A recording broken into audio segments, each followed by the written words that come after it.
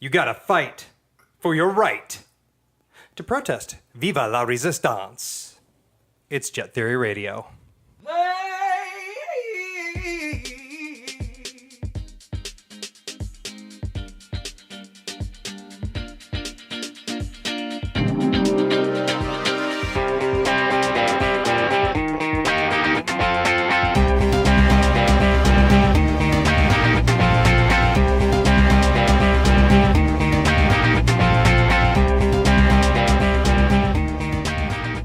Live from the ATX, welcome to Jett Theory Radio. We are at episode number 8. I am David, but you may know me better as the one they call Jetter. I want to thank you for tuning in and listening to us this week. We are here and we are going to be having a great discussion with one William James Howard McKinney. And he's taking a bow. Thank you very much for coming on here, sir. Applause. Golf clap. All right. As always, the gentleman to my left, Mr. Gail Murrin. The Shady Justice. Jetter's voice of reason. Now, reasonable doubt on my existence in this world when you're around me. Do I get a nickname? I want a nickname. Make one now. Go for it. Spot. Actually, I tell you You what. can't give yourself a nickname. That's a faux pas. I tell you what. Fair. Murrin will think about it for a few seconds while I talk about what we're going to be talking about during this podcast. Today, we're going to have such fun topics as living in Austin. Will lives up on the north side while we're on the deep south, so we're going to see what life is like up there. For our battle today, we are going to pick a movie apiece, one for serious, one for fun if we got time here. I'm hoping for both because it's going to be great. Pick a movie, any movie based on a comic book that was not a comic produced by Marvel or DC Comics. And then we'll get a little bit of political with some protesting talks. So, Mr. Murrin, you've had plenty of time here. What nickname do you have for Mr. William James Howard McKinney? I don't. Oh, the man who's known you I've probably known him longer for my entire than life. yeah. If he was I going know. to come up with one, he would have done it a long time ago. Yeah, that's pretty sure. But I mean, we always used to call him Defoe or Willem Dafoe. Willem Dafoe. Okay. No, y'all used to call me W, and then Yeah, W W. got elected, and we were like, "Oh shit, we can't call him that anymore." There's that. Yeah, I don't know. I don't have anything. No nicknames or anything like that. You can put a pin in it. It's Yeah, fine. Yeah. that's okay. All right. For next time, Murrin, I even like said his full name a second time, hoping to give you a chance to come up with something. I stalled for time. A classic move done by you. Where were you on that one? Ball dropping? Yeah, true. All righty. Well, let's hop right into things. The first thing I want to talk about, we're all obviously not originally from Austin. We're all, like many people in Austin these days, are from outside somewhere. The three of us here at this table happen to be all from the same area, back in the middle of the fields of Illinois in a town called Bloomington Normal, or Blono for short because, well, that's what it should be called. I like it. It's a cool, like, kind of hipper name for it that came out in recent years. More recent than I think since you were last there, Will, because you moved to Austin first between anybody here. I did. How long ago was that? Trendsetter. Oh, yeah. I moved here. I moved to Austin immediately after. So Austin's a totally different city than when I moved here, and probably you too, Gail. Yeah, it's been. But I moved here. The way that I remember it is that it's the same year that Hurricane Katrina happened, because Yeah. that happened immediately after I moved to Austin. So that was all over the news. That was kind of on everybody's mind, and so it was this very big kind of punctuation in my move here. So that's how and I think that was 2005. So I'm pretty sure. I think that's coming up on my 12th year this summer. Wow. Okay, yeah, definitely. Just from all the talk I've heard, just from when Gail started moving here, which was 8, 9-ish years ago. 09. 09, okay. 8 years ago, yeah. Just a change from that, I can only imagine what you've seen in your entire time living here. When I first moved here, the Frostbank Tower was the tallest building downtown, and nobody lived downtown. What? If you lived downtown, you were like a druggie or broke or poor. Like, people just did not. There weren't places to live downtown, and the ones that were shabby. And the only place to go is on 6th Street. The gay bars were still around. There were a couple other bars around downtown, but outside of Dirty Six, it was nothing. And now it's a totally new city. Now Dirty Six barely exists. Yeah. Thank God. I don't think. Did you have? We ever gone down to 36? I think walked through there a couple of times. No, but no, yeah. I'm Okay. sure. I'm sure you have. yeah, Well, I don't know. Like to me, it's just the downtown scene. Like I know Rainy because it's a different part of downtown, but when I go downtown, I just think it's all Okay. downtown. Well, Rainy's even like when I when I first moved here, I actually lived with Marsha. You guys remember Marsha from high school? I lived on her couch for a hot minute, and she lived on Holly Street, which was just houses. The only thing on Rainy Street was this bar called the Chain Drive, and it was like the skeeziest, leatheriest gay bar that you could ever hope to imagine. And while all that development was happening, it was really funny because all these kind of like cool, like hipster bars with like ping pong tables and fancy cocktails are popping up. And then the Chain Drive would just be right there kind of in the middle of all of them. And every once in a while, some random people would kind of walk over and they'd be like, "Oh, what's this place?" And I'd see them walk in and they'd be like, "Whoop!" and just turn around and walk right back out and go back to Luster Pearl or whatever. what is the Chain Drive now? I think it's just an empty lot. Okay. So Wow. they shut it down and they moved it to somewhere else on I-35 in that general vicinity, but it didn't do very well. Mainly because it was too well lit and people couldn't be as like slutty and gross as they could at the old one. But then after they moved out, it literally burned to the ground, the old building. Wow. I don't know what happened. Maybe insurance fraud. Yeah. It's just speculation. But it just burned to the fucking ground. So for me it was very much like a rite of passage is the wrong term, but like just like a point of again like a punctuation in the change. I was like, all right, that's the last vestige of the Austin that I knew when I first moved here, and it just burned down, literally. What from the flames? There's rebirth. What has been the new scene there for you that sort of has popped up from that going away? So they tried to recreate a similar vibe on East 12th Street with Badlands, over by where like Full Circle and Dozen Street and all those bars are, but it just didn't take off. I don't know why. I think it was just it's just like the city's different at this point. Like it doesn't have the It's not the that clientele. slightly like bigger small town kind of feel. Like Yeah. it's like I sort of get that vibe a little bit, but it's almost because I've grown up like outside of Chicago areas. I've grown up outside of St. Louis areas.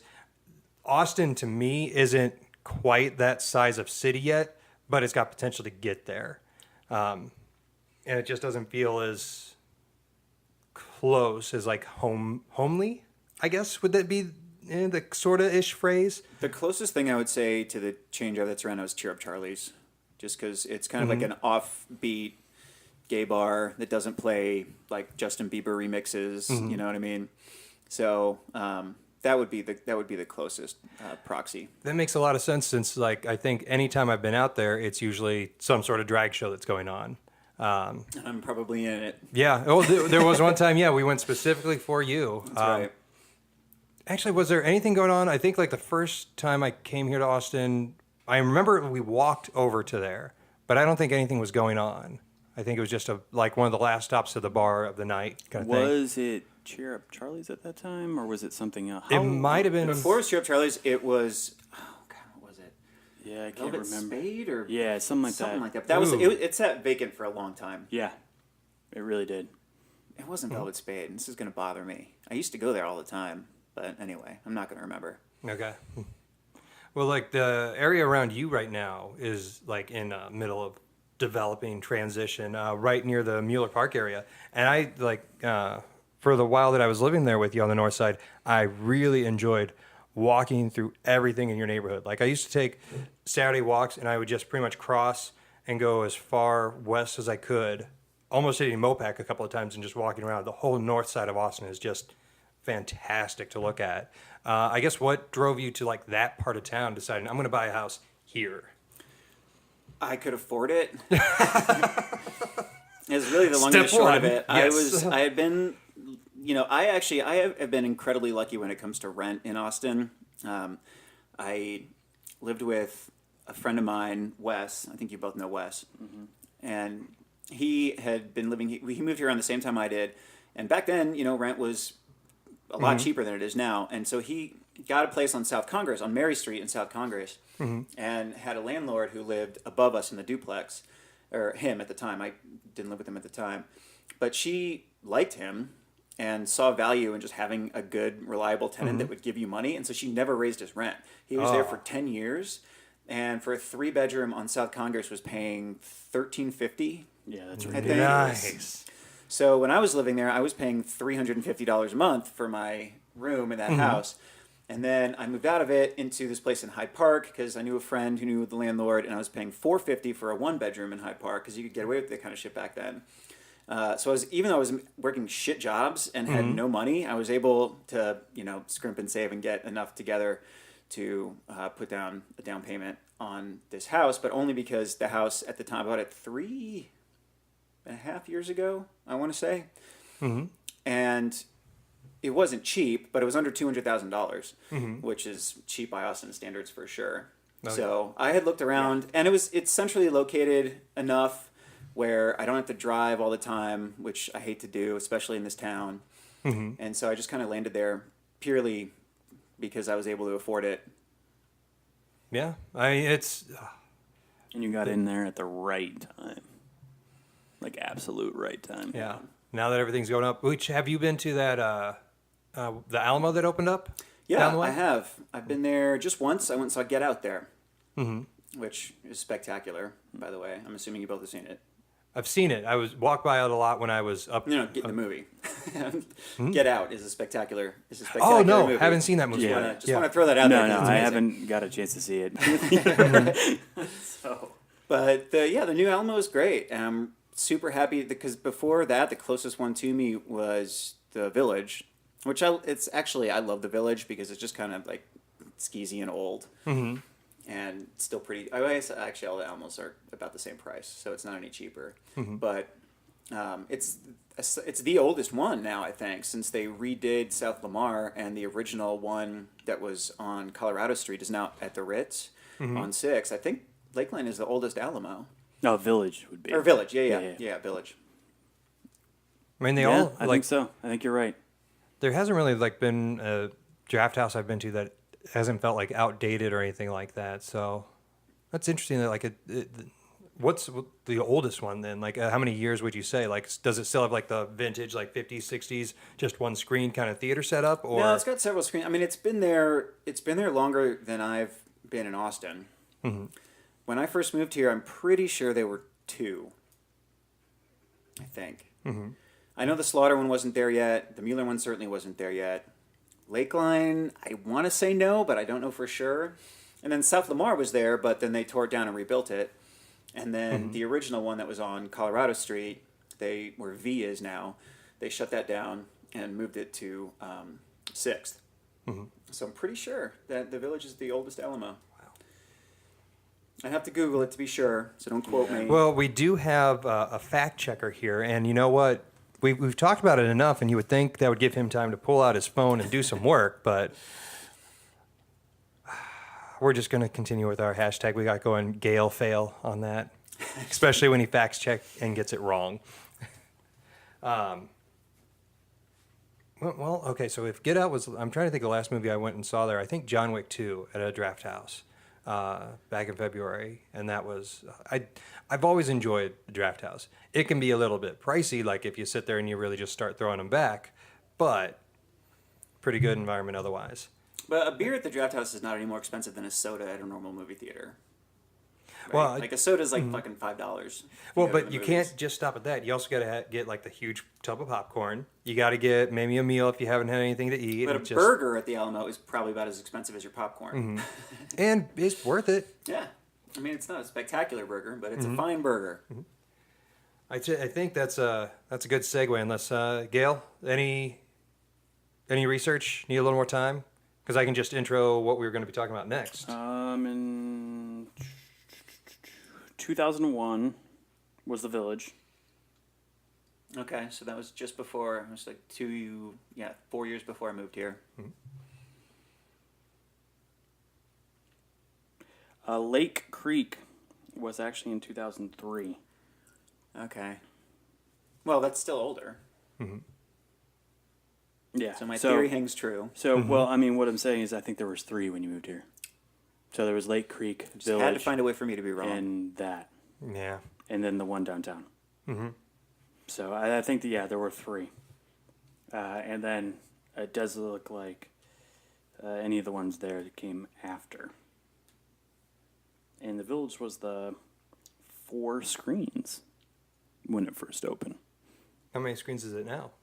I believe it looks like they've expanded. I couldn't tell you. All righty. So, well, yeah. It's a very general history. It just popped up, so. cool.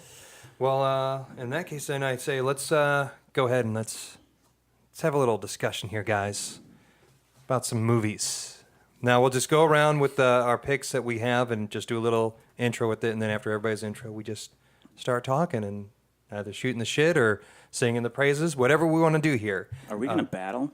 That's what I'm getting to, and I'm sorry that it took that much build up for you to finally get it. We're going to battle. I know already that later on when I hear that, you're going to come out really low because you really have to.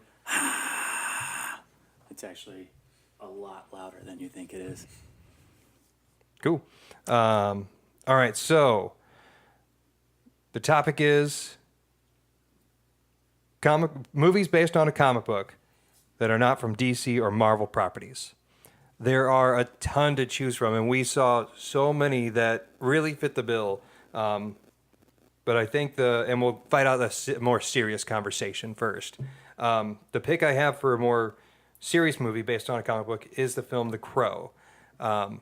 This was the Brandon Lee movie. You probably, if you know a guy or any gal who's more of the goth descent, part of their influence was from anyone that. who was super into Marilyn Manson in the 90s. He's super into Marilyn Manson Someone in who the was 90s. super into The Crow.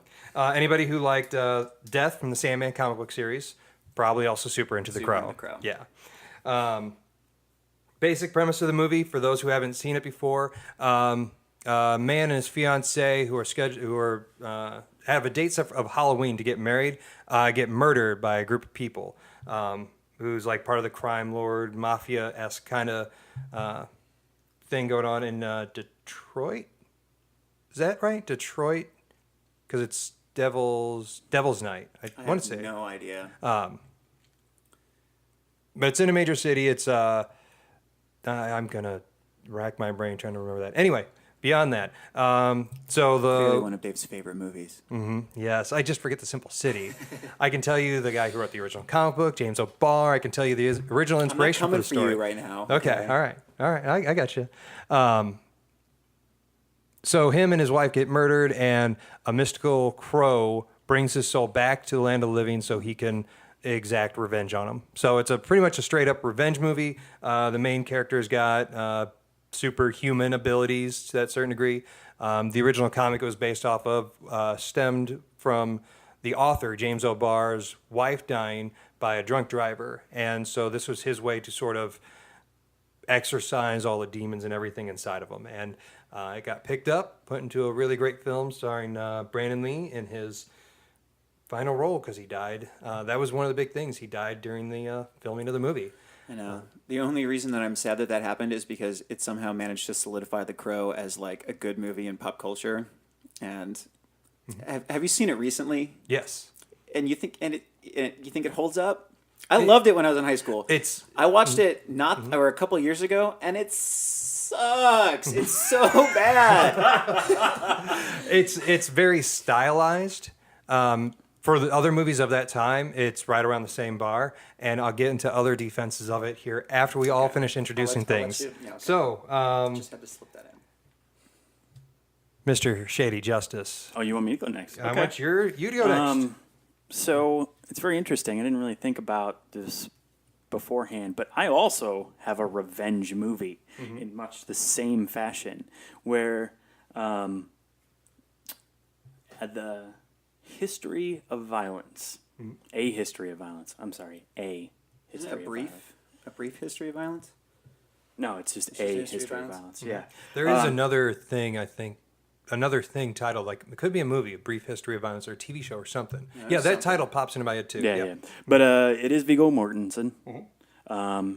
He is a part of an old mob who has gone away, and they catch up to him. And essentially his family is murdered. So what does he do? He goes and gets revenge. Concept is really simple, but it's directed by David Cronenberg. Ed Harris is a fantastic villain Yes. in that movie, and it is based off a graphic novel. So I'll kick it over to you, Will. All right, I'm going to deviate from both of your macho revenge movies. And some people might debate that this is not a serious comic book movie, but I will happily have that argument. And I'm picking the original Teenage Mutant Ninja Turtles movie. And I shouldn't really have to go into what it's about, because if you haven't seen it, then you're probably not listening to this podcast. The title But- sells the movie. The title sells the Yeah. concept. It's about these geriatric karate cats Yep. that... Meow. Meow. But the original one, I think came out in 1990, some late 80s, early 90s. And I remember wearing that VHS tape out. I just watched it all day, every day. And Raphael was such like a dark, tortured soul in that movie when he's standing on the rooftops and Splinter! It just gets me every time. And there's so many great one-liners. It walks this really fine line between serious and comedy, and exploring kind of like brotherhood and being an outcast and all these great themes. So I gotta go with that. I waffled a bit though. I was thinking about Watchmen, and Dick Tracy was another really close contender, but I just I love waffled Teenage in. Mutant Ninja Turtles so goddamn much that I had to go with my gut. Yeah, my waffles were, it was Old Boy, but then we said magma, Manga. manga. I'm sorry, manga, magma. I was He's thinking about the molten lava. yeah, manga, and I guess we wanted to stick with American, and so that was Jetter's rules. So that's what I went with. I also waffled with A Road to Perdition. Well, I would Which say is it also was. quite good. It wasn't so much American; it more something people might relatively know. Okay. I would think, because my backup. The reason why I said it is my backup is Dread, and that's based off of the 2000 AD comic book in Britain. So, but I think I know what I might pick that for my fun one and let that be the Stallone version, which is just terrible. Rob Schneider in that too? Yes, Yes. They essentially took the cast of Demolition Man and did another movie with the same futuristic cop. It was terrible, terrible. All right, so I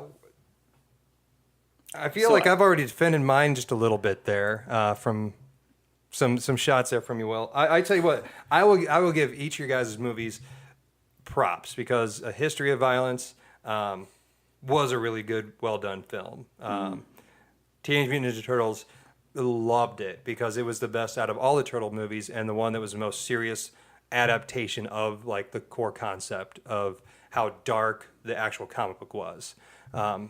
There's this little known fact. It's the only Turtles movie where they use their weapons. The only one. It's Because also What got do you mean the they best. use their weapons? they use their swords, they use a scythe, they use a nunchuck, they use all their weapons because the cartoon became popular at the time. So a lot of parents took their kids to the movie thinking, oh, this is like going to be a kid's like live action thing. And it wasn't. And so they complained so much, and specifically about the weapons usage, in any of the other Turtle movies, they don't use their weapons on Oh, anybody. I never knew that. Think about the opening scene in Teenage Mutant Ninja Turtles 2, where they use like the cold cuts, but they just wave it, but they don't really hit anybody with it. It's more like trips and stuff like that. They're more physical violence than there is anything with weapons. My stock for your movie is also, I would say that Teenage Mutant Ninja Turtles has my favorite Casey Jones. Yeah. He is my favorite. He is the most. I think he's When the he meets Raphael in the funnest park and he's like, "What are you, some kind of punker?" I hate punkers. yes, is that's okay. So there's my spin for yours. Who do we want to defend next? Do I have to defend now? Full disclosure, I have not seen yours, Gail. Okay. So I won't be able to come at you It's too been a while hard. since I've seen yours too. All right. Well, mine is the most. I'm going to say this, Jetter, and it's going to drive you nuts. But mine was the most Academy Award-winning worthy. What does that even mean?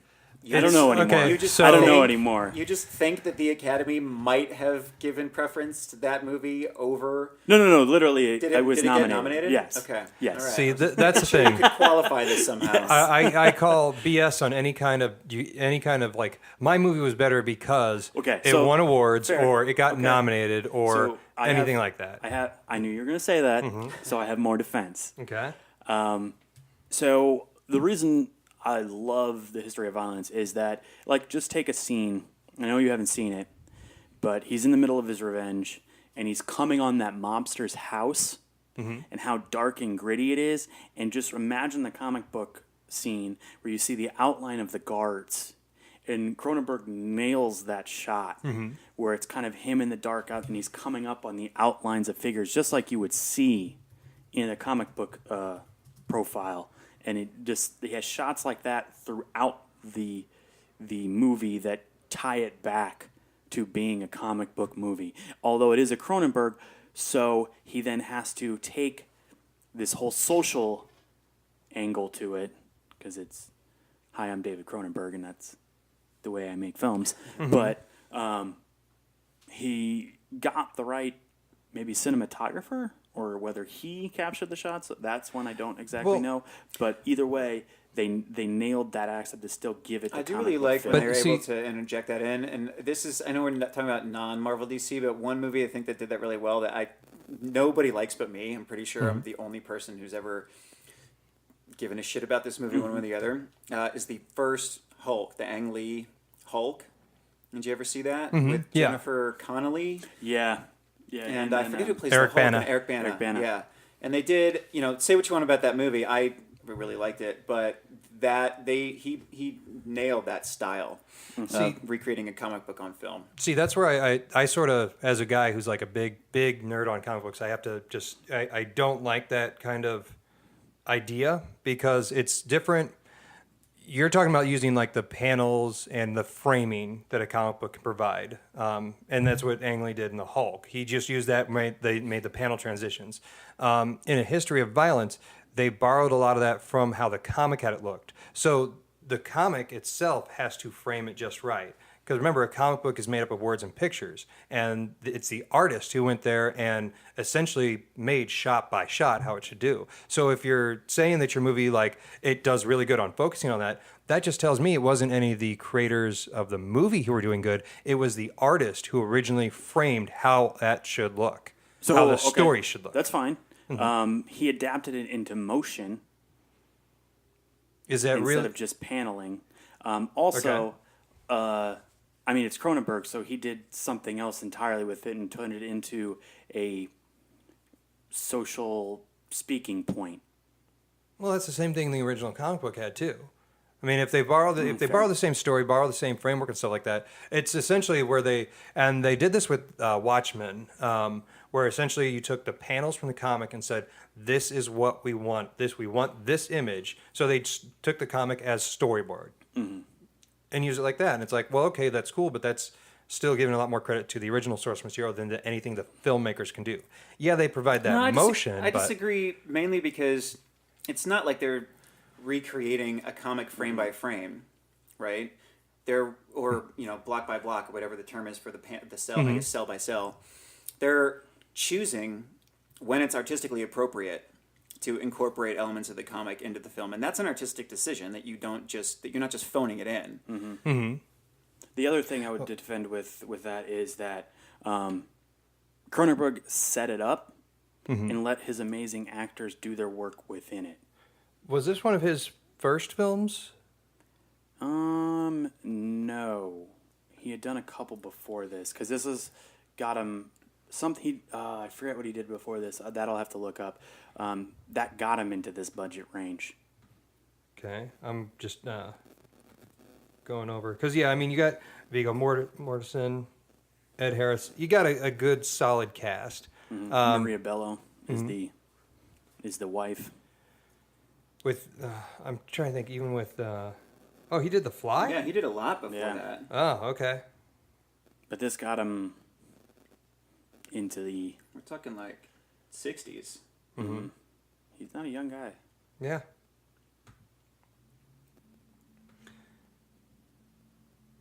With Turtles, I just saw the director credit as Steve Barron. Too close to current political figures. So I think it's time to go back to yours. Go right ahead. Mine. I'll admit this of mine. It's a very stylized, very gothic kind of look and feel to it.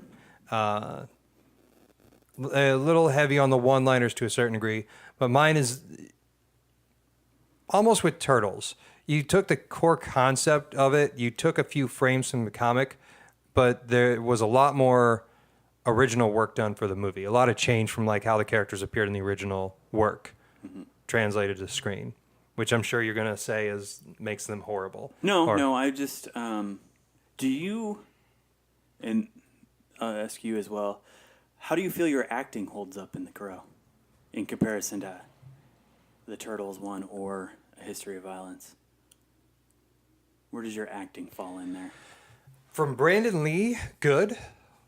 It really was a good start for what could be a higher rank like Jean-Claude Van Damme, like action kind of movie star. He's not going to be winning Academy Awards or Oscars or anything like that, but he's going to have a good career in martial art movies. Like, for example, right now would be the time.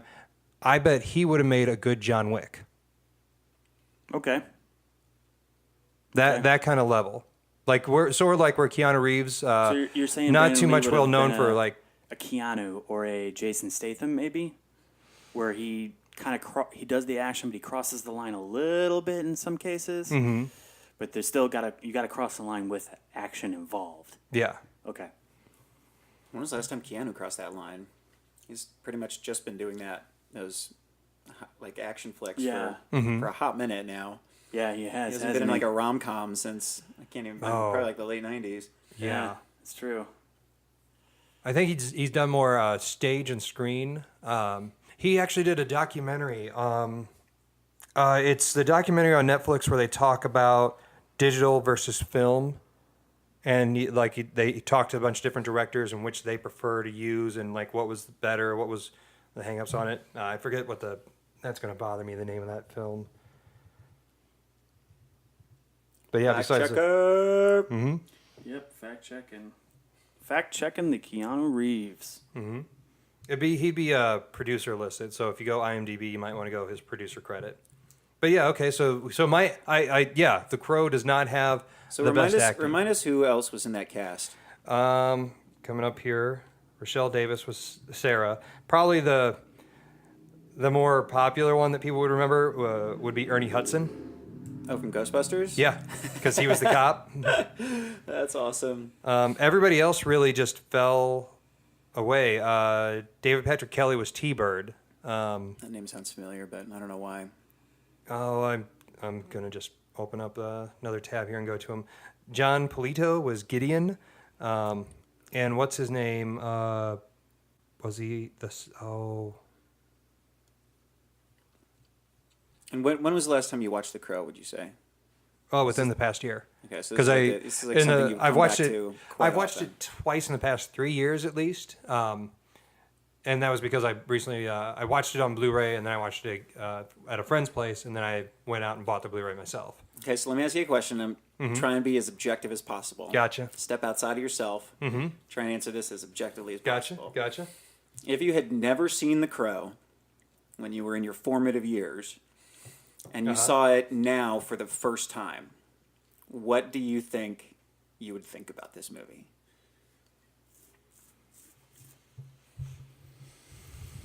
Because the reason I ask is because this kind of same thing happened to me with the Goonies. I never saw the Goonies until I was in high school. I have no idea how I missed it, but I completely missed the Goonies somehow. Okay. Crazy, because it was like a huge cultural No, actually, phenomenon. same way And- here. I missed it as well. I And never the fact saw it that until was on I was TV in high school. so often. And when I saw it for the first time, I remember I was at Ken house, R.I.P. And he, we were just put it on. I think it was after we were playing Dungeons and Dragons one time. I don't remember if you were there or not, Gail. But Could have been. we watched it, and everybody was like, "Oh my god, the Goonies! Oh my god, I remember this part! Oh, I love this part!" And I was kind of watching, and I was just like, "I don't really get it." Like, I just started thinking, like, maybe it's because they had all these memories associated with it. I mean, I watched it several times since then, and I've come to super like it a lot as a fun kind of campy '80s adventure. But when I saw it after not seeing it when I was a kid, towards like the intended audience, I was like, I don't know about this. Yeah. So I'm wondering if that would be if The Crow suffers from that same phenomenon. I vote yes. I could definitely see it. I could definitely look at myself and say, yes, this is dated. But a lot of the music was what I was liking at the time, so I would have at least enjoyed the soundtrack. The character, I would really ridicule the character development like nobody's business. But if I went into it knowing it's just a straight up action flick kind of thing, I could go with a little bit. But depending on when I would have seen John Wick, like if I saw it this past couple of years after seeing John Wick, I would say John Wick did it better, and I would hold it up to that standard of revenge film, and I would not appreciate it nearly as much. I wouldn't really have cared as much if Brandon Lee died or whatnot. How would you feel if that movie were remade? Okay, there's been so many sequels and everything like that. Like, it's a very basic concept, and if they went and did something that was as unique as the stylized vision of the original one, and just let it stand, let a stronger story be there, let that develop more, I'd be for it. One of the biggest grades I hold for how they make a good Crow movie is how they incorporate the lines on his face, the two going across his eyes and the one across the mouth. Because it made sense in the first one because he had the theater mask there, and that's what he sort of built that off of when he was putting the makeup on. But every movie since did it would either be just we're just going to draw this on you, or in one instance, the Crow was a guy who was electrocuted, but he was falsely accused, criminal, got electrocuted, and he got to come back and exact revenge. Wait, so are these sequels just retellings of the story, or are they actual sequels to the movie? Actual sequels. The second one actually continued on the story because it picked up with the girl, Shelley. It picked up with her character as a more adult, and so she remembered the Crow from the first movie and knew the whole idea behind it. So when she met the guy who got brought back, she drew the lines on his face. There was one... Eric Mabius was the Crow. And what's the one? The dude who was the kid in Terminator 2. John Connor in Terminator 2. Who was that kid? Eddie Furlong. Eddie Furlong. Mm-hmm. Eddie Furlong was the Crow in one. That was one with David Boreanaz and... David Angel? Yeah. He was the bad guy in it. So he played an over-the-top bad guy with Tara Reid. And it also had... Oh, my God. Wow, I kind of want to see this now. Which Crow is this? Wicked Prayer. Okay. They even did a terrible TV series that I watched, and that they would have a guy and he'd walk around just like an everyday person, but he would be dead. But when he needed to crow out, he transformed and the makeup appeared on his face and stuff. They were really...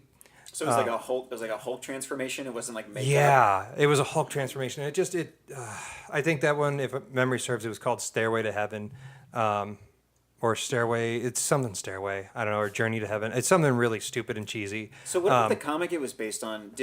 Was it self-contained? Did it have its first episode and a final episode or issue, first issue, final issue, and just tell a single story? Was it an ongoing serial? I never read it. The original comic was, I want to say, 3 or 4 issues long. It got collected into a graphic novel, and that was the only way I ever really read it. I never read it when it was single issues, but they would have series upon series upon series come out afterwards that would be the same, just general concept like the sequels to the movies. It was, hey, we have this concept where this character comes back from the dead, but it's in this setting.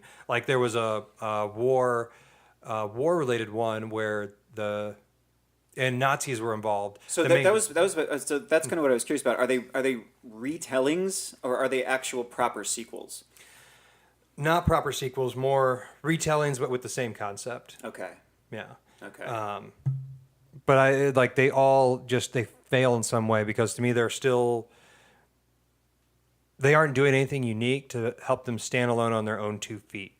with the concept. So that's why I think it's been Tara Reid wasn't enough to make the movie stand alone on its own 2 feet. That was And Eddie such Furlong. over the topness. It was good on that level when it went over the top. When it a little bit dark, campy. Like I can't think goth of Tara Reid campy. without thinking, "I'll suck your dick for $1,000" or whatever she says in The Big Lebowski. Yeah. Oh yeah. Her first line on film. That you can fact check. No, I'm gonna just go. If God you know bless it, her. you know it. So,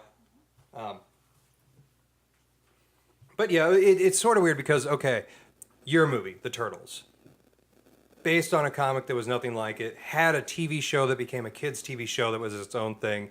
Like it's been so many different properties and so many variations through the years, and each time it builds on its own, and it still stands strong.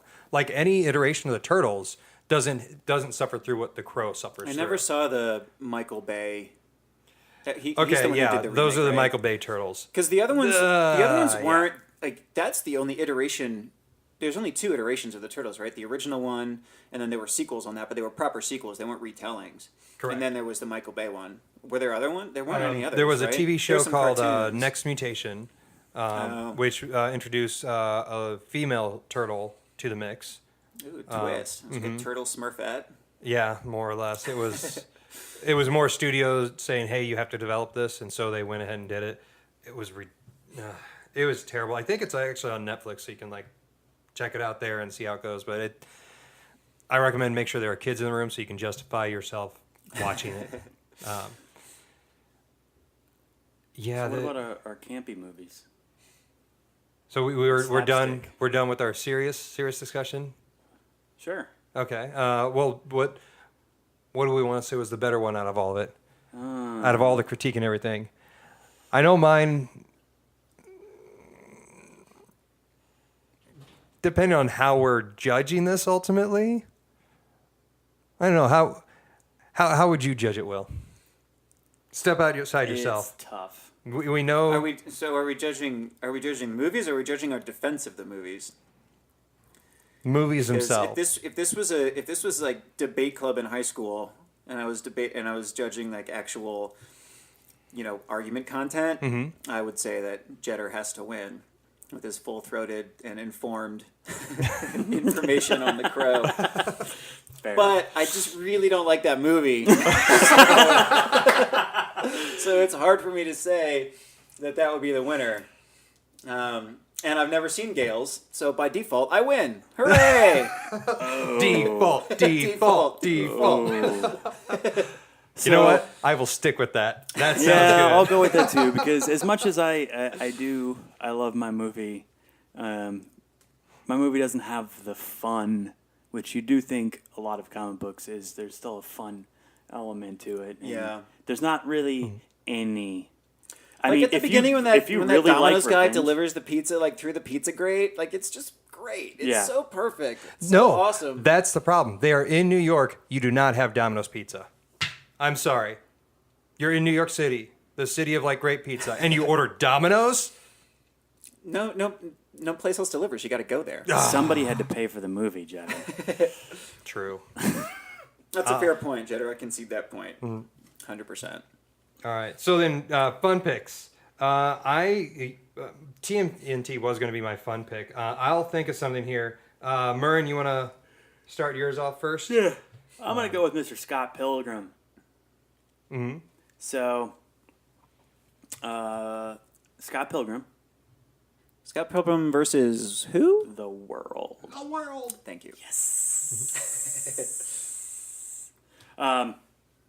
We were talking about stylistic, and this is where it got into, they bring in an animated style within the movie to... That was done spectacularly well. Yeah, the kick and the pow and the actual, and then George when it Michael's kicks, boring Christian girlfriend yeah, was in it, and it's just amazing to see her in something so wildly unrelated to what was her name, Anne, in Arrested Development.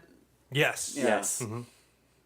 But So, go on. but that just it just made the movie so fun, and then you bring in the music and the style and the actual fights, it's great characters. Whatever happened to within that. Kieran Culkin? Why isn't he around. I don't know, because that was a really good role. Like, he had a Yeah. couple really good ones. Igby Goes Down, he was really great in that. Yeah. I don't know. I'll check it out. Yeah. I'll let somebody else defend then. There's this great line in Igby Goes Down where he's talking to Claire Danes and she says something and he's like, "Oh, that's really funny." She's like, "I don't understand why you don't just laugh." I just really like that line. Yeah. But yeah, I live with an artist who doesn't do art. He was like an it boy for a while. I guess just right around then. Oh, by the way, the director to that is. Do you know who the director is? What else did he direct? What? Scott Pilgrim? Oh, Scott Pilgrim? Yeah, I don't remember. he's very fun. That's not a very good clue, Gail. It's Yeah. Edgar Wright. Oh, okay. So he did. That's Hot the one clue you Fuzz. give before you just spill the He's beans. very fun. He's very fun. Oh, God, fine. Fine. All right, defend yours. Will, if you want to go to yours, I'm still trying to. Okay, so Look at mine, Tara Reid is actually a great segue into mine. Because mine is Josie and the Pussycats, which is, again, a movie that had very little to do. I mean, broadly, the premise was the same, right? This like girl group gets together and they have trials and tribulations. But the movie, it was very, it kind of, I forget when it was. It was probably like early 2000s. But there was this big streak in movies back then, and I guess still, where they were just very kind of self-aware of being tongue-in-cheek. Mm-hmm. Yeah. And there was this great scene where Josie and the Pussycats are on, the original comic that's like in the 80s, and it's a retelling, and that happens in, at present day. Mm-hmm. So they get famous, and they go on TRL. Remember that show from MTV? Carson Daly. And in real life, Carson Daly and Tara Reid were dating at the time. And there was this... Coincidence. So there's this scene in the movie where they go on TRL, and Carson Daly has been like programmed to murder them. And so he goes on this like just killing spree, just trying to like murder Tara Reid, who he's like dating in real life. And it was just like, I just thought it was super funny and clever. And they did a lot of stuff like that was very just super tongue-in-cheek. Another movie that I feel like does that in a very good way, and this is, I don't know if you guys know this about me, and you've known me a long time, is Spice World. Which is like basically, I think, a modern day version, or modern day when it was made, of like A Hard Day's Night, like the original Beatles movie. Oh yeah, it's heard so that like comparison a lot. kooky and funny. Like all these like old kids in the hall are in it. Like Bruce McCullough, Dave Foley, and like Mark McKinney, I think, are all in it. And there's this scene where they get abducted by aliens, and it's just like it's so intentionally bizarre that it works really well. And I think Josie and the Pussycats does that same thing. But then they also and Parker Posey is the evil villain. Is everything. She's like trying to take over the world through media or something, and she's just like phenomenal. She's trying to turn them into sellouts, I think, is the whole. So you mean the future like Lex girlfriend in Superman Returns, Parker Posey? Yeah. Wow. Yeah. That's how you know Parker Posey? That's your Parker Posey reference? That's the first thing that comes to mind. I know there's plenty Oh others my out there. God. Oh man. Party Girl, every Christopher Guest movie, like, okay. Yeah. I have some issues with you now. If that's your go-to Parker Posey is Superman Returns. Yeah, that's in this context of like comic book movies. Okay, that's how you're saving yourself. All right. That's yes. I will die by that sword. All right, so choose yours. I'm gonna go for a fun one that we already mentioned a little bit. Stallone's Judge Dredd, because there's nothing funnier than I am the law. Like it is over the top. It's just that was one. You know what?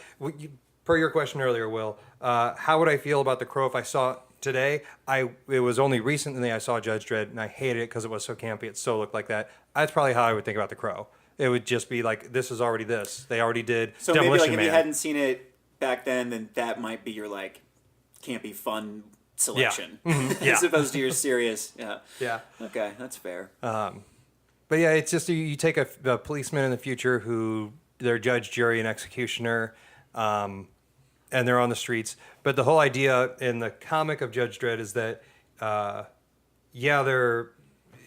they're the police force of Mega City 1, but Judge Dredd never takes his helmet off, ever. Like that's how into the law he is. And in the very first scene, Like he's no longer he is the law. Yeah. He's the embodiment of the law. oh yeah, and it's like the comic book itself is a little bit over the top, but that's the design of it. And so I guess the movie sort of took that, but the first scene right after the big first action scene, Stallone takes the helmet off, and that just pretty much ruins it. Like I was just saying that like they weren't true to the original in that sense. yeah, that's like the big thing. Besides just general like campiness of how the movie itself is. But then, Jetter, you wouldn't see Stallone's face. Yeah, that's sort of the point. I don't know. want to see his face. But they You did. didn't- Also, I You know think what? that was the Stallone did. They didn't have the face in the most recent movie, the Judge Dredd remake. Just Dredd. Stallone wasn't in it. Good Yeah, it for was- good reason. He needs to stay away from that property. I think this was Judge Dredd, but I think Judge Dredd was one of the first movies where they like CGI'd somebody's face. I think it was either like Rob Schneider or Sylvester Stallone or something like that, where like there was some scene where they used their face, but it was totally CGI instead of the actor, and it was the first instance of that, and it caused all this debate about like, you know, who owns? Do you Yeah. own your visage, and can people recreate you Yeah. through special effects without like paying you? And it kind of caused this controversy at the time because of that. I think it was the first movie where that. It might not be the first one where that happened, but it was the first one that sparked like that conversation about, you know, can you like, what are the limits of CGI and like owning your own Well, like body? In a I weird way. remember in watching a documentary about Jurassic Park, Steven Spielberg was talking about doing that, and it was when the girl, when they're all in the ducks above hand, and the girl falls through, and she sort of hangs there by a moment, and there's a flash where the person looked up at the camera, but it was a stunt person. Well, that you can't get that out of the shot at all, so they put the girl's face on it. So that was an instance too. I heard of it, an early one as well. So I wonder which one was first. Because I meant, even if that happened like right around the same time, Jurassic Park was 93, 94. I think it was later. Later than 93, 94? Well, I don't know. I might have been. Maybe it was because I might have been in junior high when that came out, and I think I was actually because I remember I had like the poster on my bedroom wall and everything. It was like that scene with the T-Rex's his face coming down on the glass through the Jeep, and it was terrifying. Yeah, I wonder which one came first. I bet Jurassic Park came first. So 2D CGI came way earlier than that. But did they do it with people's faces? Because that seems like way harder to do. So a movie called, and you'll get this, Westworld in 1973, which I believe HBO just did Westworld. Mm-hmm. That Are they related? They're and not then related its though, are they? sequel, Future World. They're based on the same thing. Oh. But that's what it's saying. And 2D CGI was first used in the movies in 1973, then again in 1976. But for faces, or just for like scenery Hand and and backgrounds? face. Really? That's crazy That's- to me. So, I can't. The original Jurassic Park came out in 93. Judge Dredd. It must have been before Judge Dredd then. Well, he's looking at that. I challenge your movie that my movie's band name is better than your band name. What was Scott Pilgrim's band name? Sex Bomb. That's right. Sex Bomb.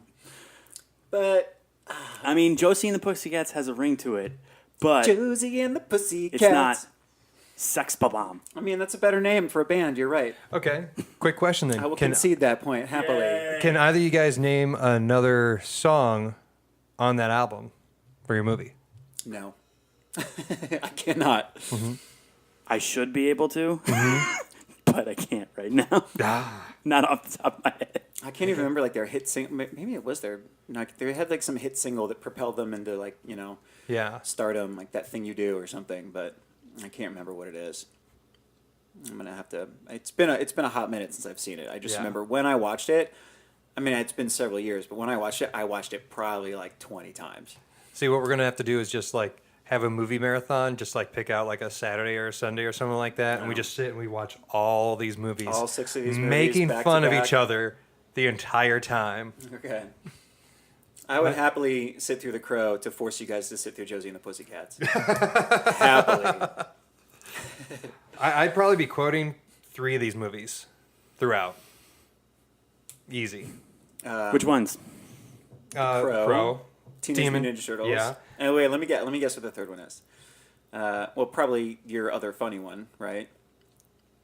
No, I'm going to Probably go. Judge He's Dredd. quoting Scott Pilgrim. Oh, really? It'd probably be, yeah. It's just so easy to quote. What are, I mean, give us a few. besides Judge Dredd, I am the law. What else do you know from there? Yeah. What are some Scott Pilgrim one-liners? I've only seen it once.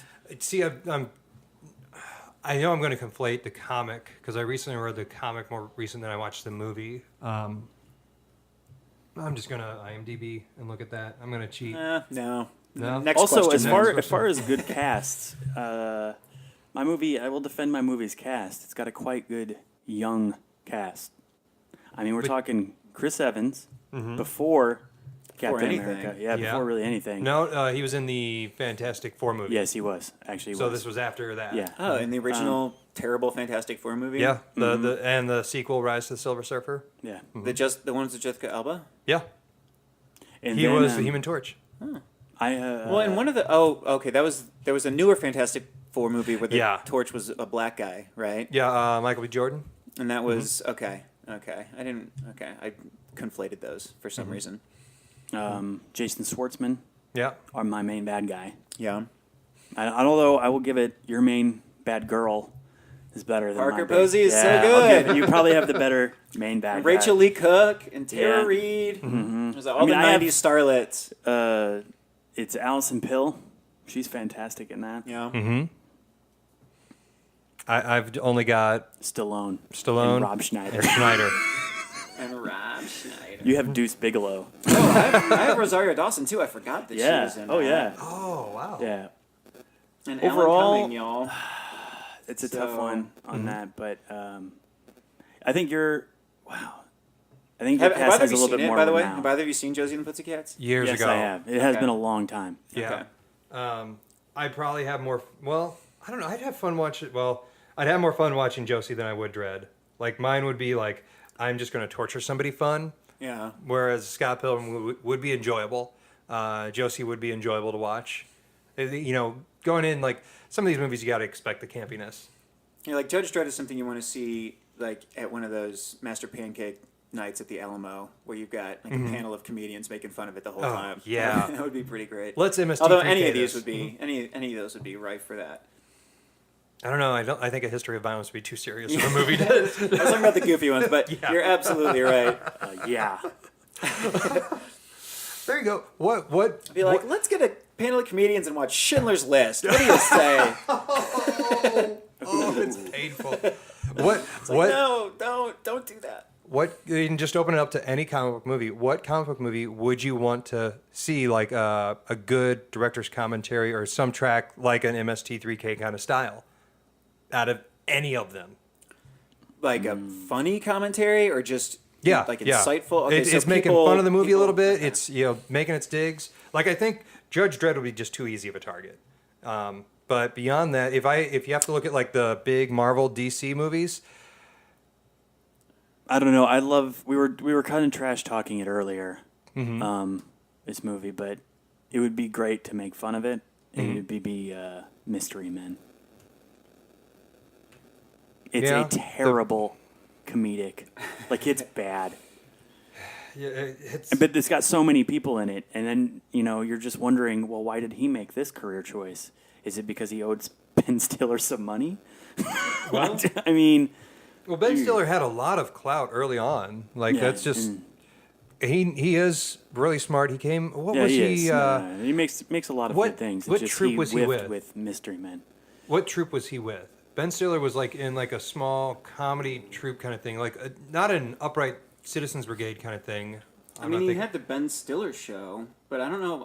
I've never he have known a- him as actually part of like a, like one of those Upright Citizens Brigade style troops. I could absolutely be wrong. For whatever reason, I'm like thinking he's like he was a writer on like the Dana Carvey show or something like that. Or I don't know why Upright Citizens Brigade comes into play, or The State. Was he on The State at all? I feel like I would know that, but I don't. It's not.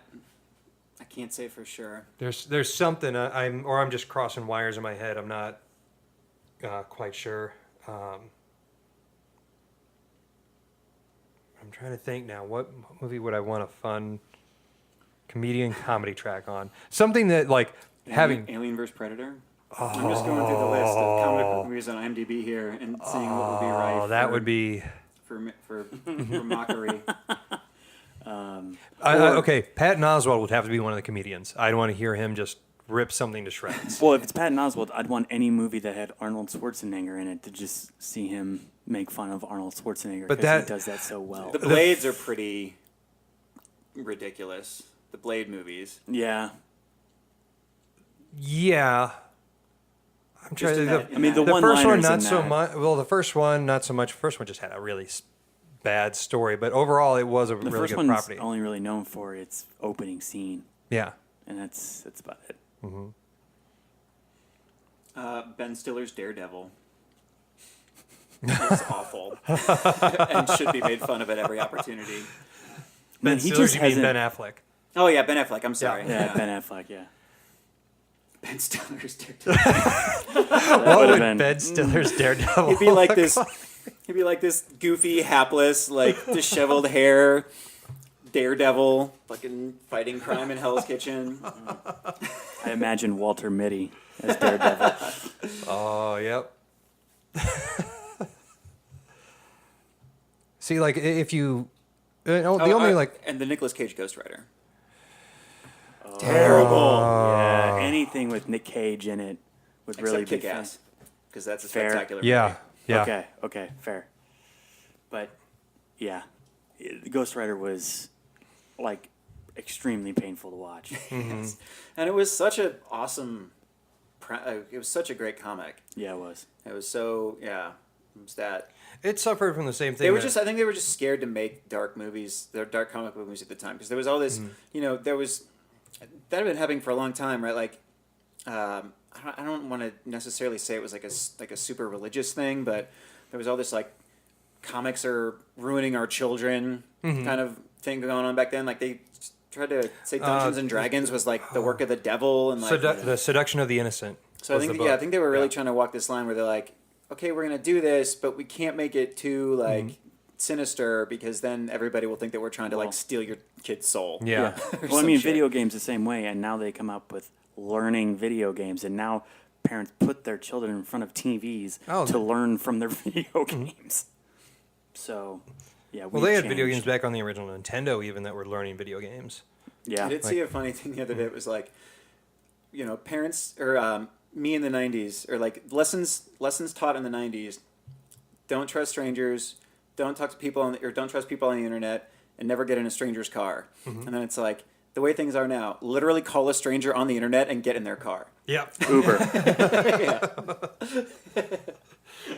We were trained from birth to not do this, and yet we're all like, yeah, let's do it. Hey, let's have fun. And we'll give them money. We'll pay them to do it. Yeah.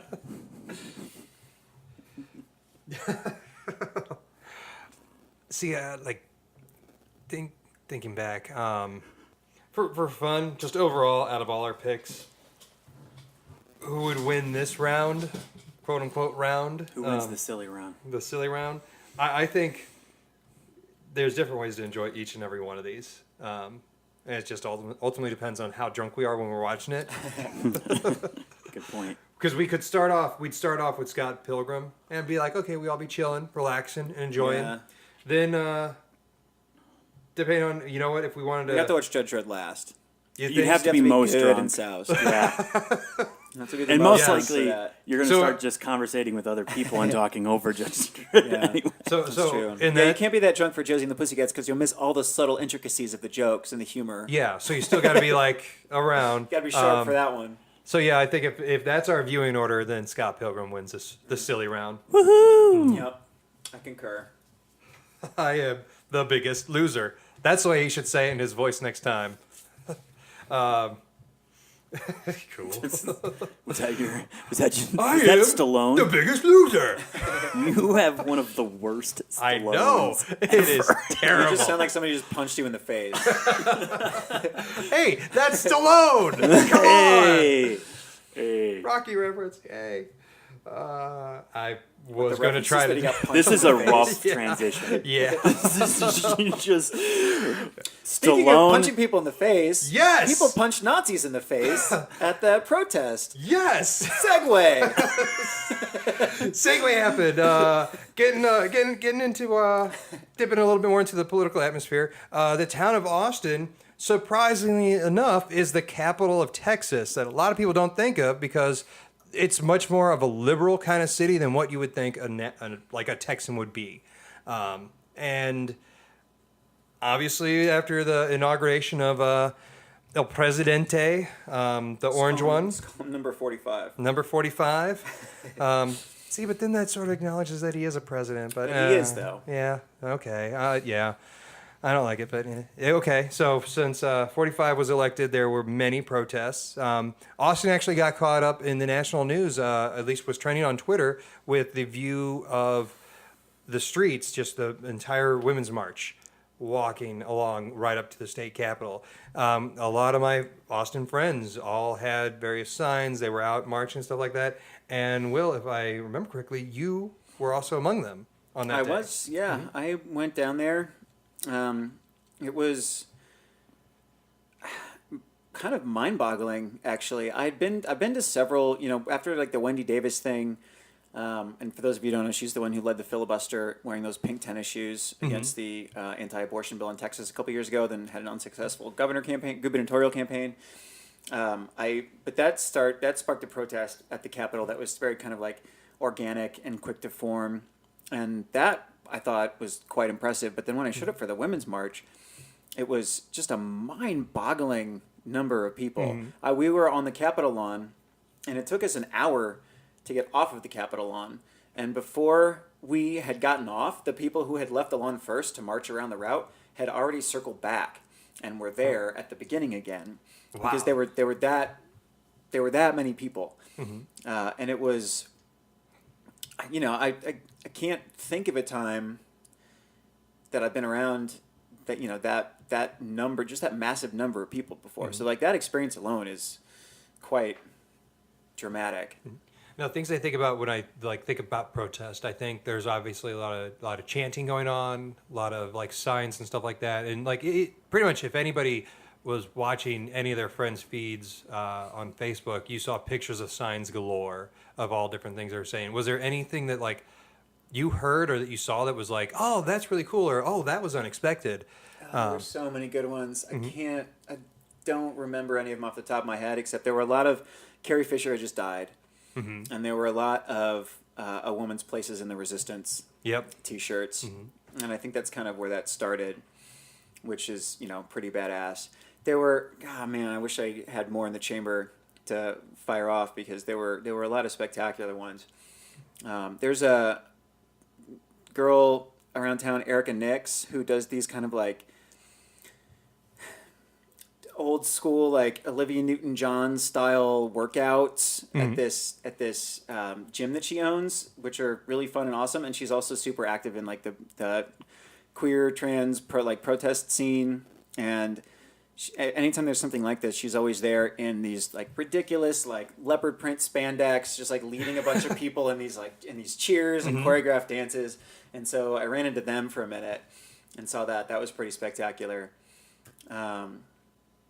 But yeah, overall, it was just a super weird experience, but also, amazing.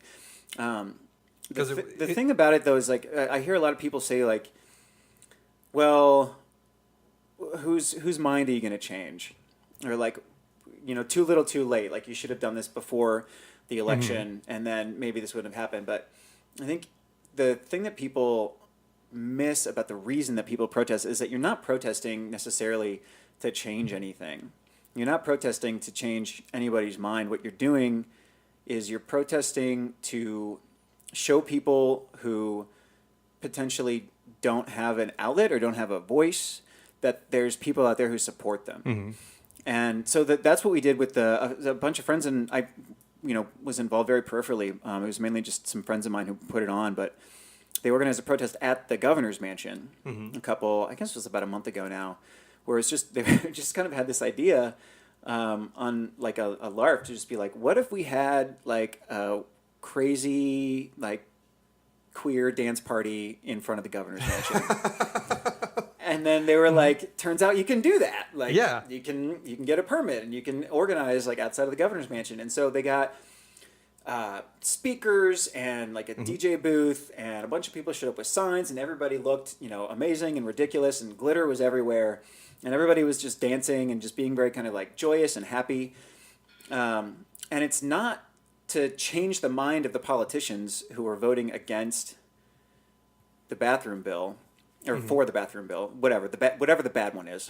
We're not trying to change their minds. We're just trying to say, like, the people who are out there who are affected by this, who maybe are in, some small whatever, or just have a family who doesn't understand, whatever, is like, look at these people here and the community that they're able to establish, that you may be lacking. Like, it exists, and there are people out there who give a shit about you. So the reason I think people kind of misinterpret the reason why people take to the streets a lot, and it's not to change the minds of the assholes in power who are making these horrible decisions. It's to show solidarity and support for the people that those asshole politicians are silencing. You don't have to be whatever, like the Women's March. You don't have to be a woman to like be a part of it. You just have to show your support, and anybody can show support for that. I also feel that it's a little bit just to show how many people support the opposite opinion, is that letting the politician know you can't just discount the opposing argument. And therefore, you're going to have to take this seriously and put some more thought into it. And maybe you would have gone all the way with a bill that maybe you're going to need to backtrack, because if you go all the way, it's probably going to get overturned. I mean, with the switching back, and maybe not in Texas. Texas hasn't switched back and forth democratically, although there was Ann Richards a while back. That was I keep on thinking that too. But how sad is it that that's the most recent, rational person that we had leading our state? Because she was the governor right before W, and that was. Oh, then when was he elected? In 2002. No, 2000. 2000, he got elected to the POTUS. So how long was he governor? He didn't even finish I don't think he finished his first term before he was president. Wow, so it was like 98 because Rick Perry finished his first term and then got elected to, I think, 3 more terms. So I think it was 96 to 2. Well, the governor's 4 years, right? Very state to state, Maybe I want to say. I can't believe I don't know this. I'm a little bit embarrassed. Because I want to say in Illinois it was 2. But she was the governor, or governess, whatever you want to call it, right before George W. Bush. But before that, it was a bunch of assholes too. Like, I don't know how she managed to squeak through. I think just because she was like a bawdy, sassy Texas bombshell. Like, she was awesome. He was governor for 5 years from W? From 1995 until the year 2000. So Jerry, you hit it right on the button, where he became the 43rd. Yep. Well, 2000 election, who doesn't remember that? That also, like, I really remember that because that was my 18th birthday, first time where I was eligible to vote. Oh, really? Yeah. And you were like, this is all a joke. At that age, yeah, because it wasn't like a serious, like this past election. Did you vote? In 18? Yeah. Back in 2000? No. I've actually never registered to vote. I've never voted, period. So. I know. We both probably have a lot to say about it. You can't see my stink face on the radio or on the podcast. Yeah, Will and I gave together, each other. Girl. We gave each other a look that we might just take Jetter out. It's in parts. It's in parts for a few reasons. One, I was never really concerned about anything local. There was never anything really big where I was growing up at and stuff like that where I could vote. So I didn't really care. Local politics aren't sexy, but they're the most important thing. If anybody wanted to, I said go for it. But living in Illinois, whichever the way Chicago went, so went the state. And there wasn't ever really anything that really affected me that really charged me politically to say, hey, I want to go out and I want to vote for this. Here in Texas now, it's more liberal and it's a Republican state, so that might be something to swing either way. But with as big Texas was, there was no way that Trump would not win this state. So I would have been, I would have been one of the 3 million plus more Hillary voters than a Trump voter. So I'd just been one of those. He won Texas by the smallest margin that any Republican has won Texas in recent memory. I think the last Republican to carry Texas was Jimmy Carter. Democrat, I'm sorry, to carry Texas was Jimmy Carter. And after that, Republicans won by double digits every time. And I think Trump won by like 5%. It was significantly less than 10%, which is huge. So we'll give it time. If it's, I feel vote, more. is what I'm saying. I feel more charged up now to be willing to go out there and vote. There. Okay. So, but my big thing is I have a really hard time electing somebody to a representative position to represent my views and stuff like that when I know half the time they're lying. And politics is a bunch of lying. I understand like the whole there's got to be deals made and there's got to be compromises. I've got no problem with that. But when there's just straight out and out lies by any side of a political party, I just can't stand behind that, and I can't put my vote in for something that represents somebody like that. That's like one of my big deals. Well, then write somebody in.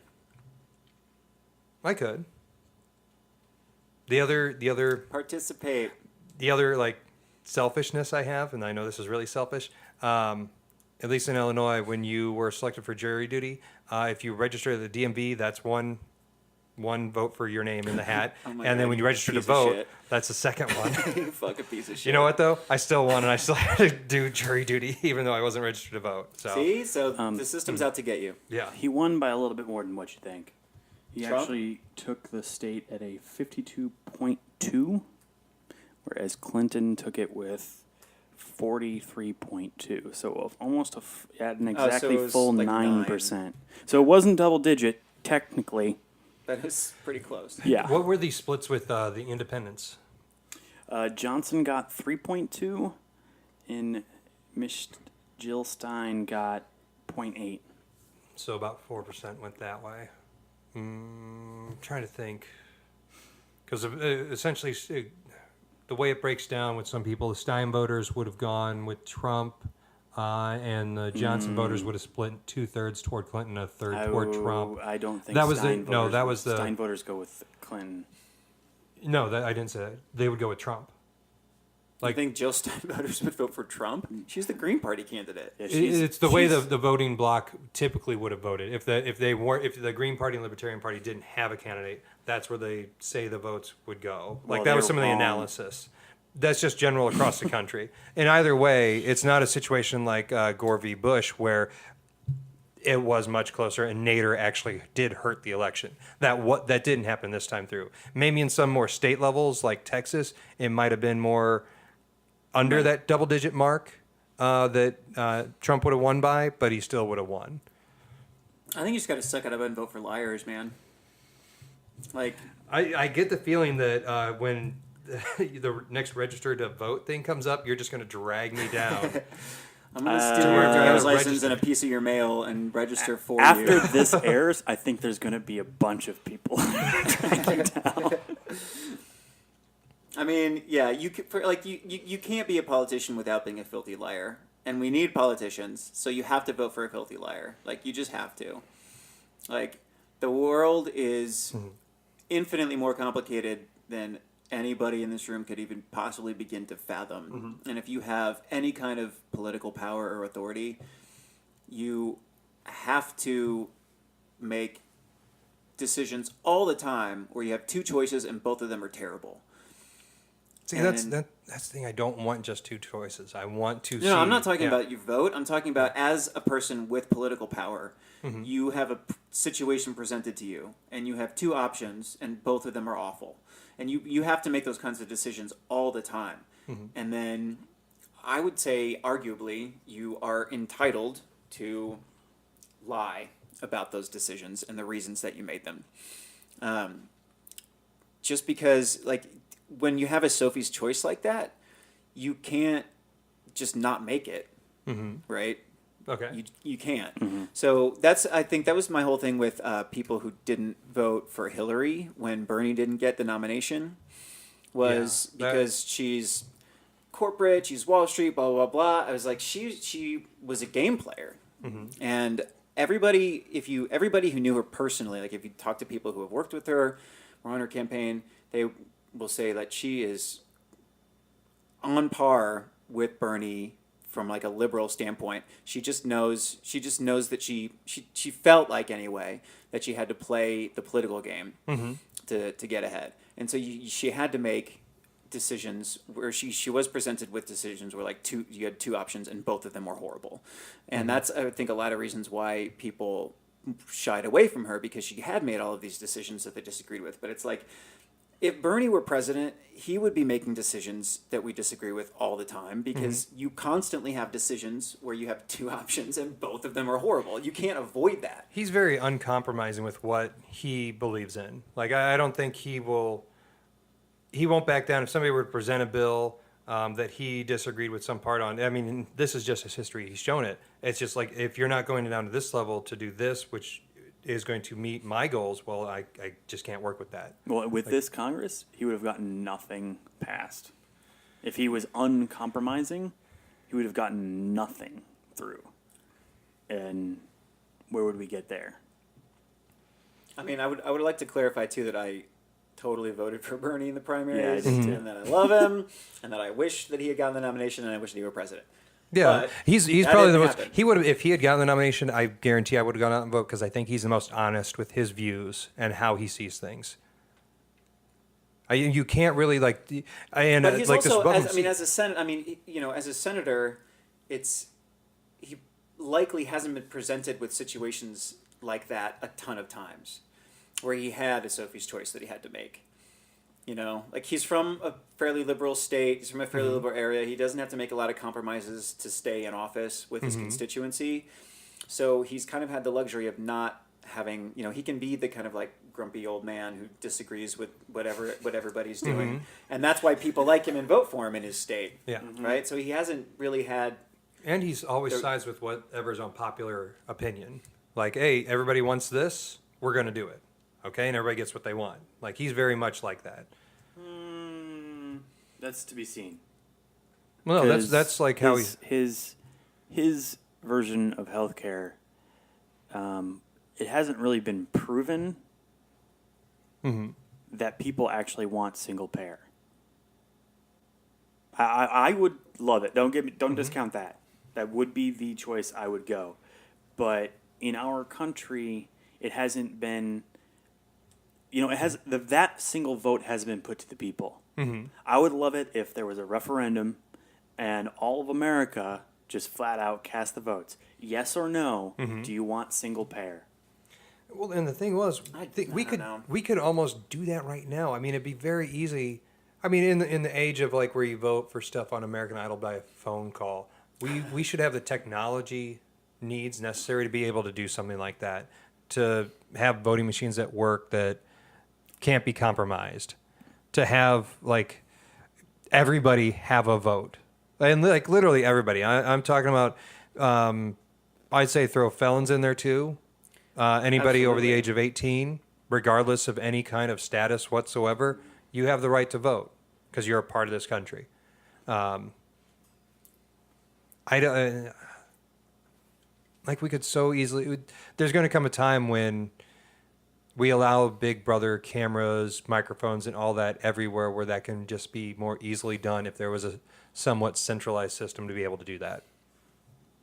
You just look up at the sky, be like, Sanders. Yeah, and done. And then that's your vote. Yeah, it's like a drone sitting right up there. Just point at the drone. Yeah. Do you want the Bernie drone or do you want the Clinton drone? Which one? Well, I'm gonna go with that one. It's going to come the time when we sit there and like Michael Scott just yell out, "I declare bankruptcy," and that does it. Where that joke becomes the truth, and it's like, oh, that joke got dated. Well, yeah, vote and take to the streets, because you are a drop in a bucket, but without a bunch of drops, bucket ain't shit. Yeah. I did hear one actually very powerful fact out of all the protests that have been going on, or out of all the protests going on and out of all the calls made to legislators' offices, 86% of the calls were female calls. All right. Work. I feel like I need to fact check that.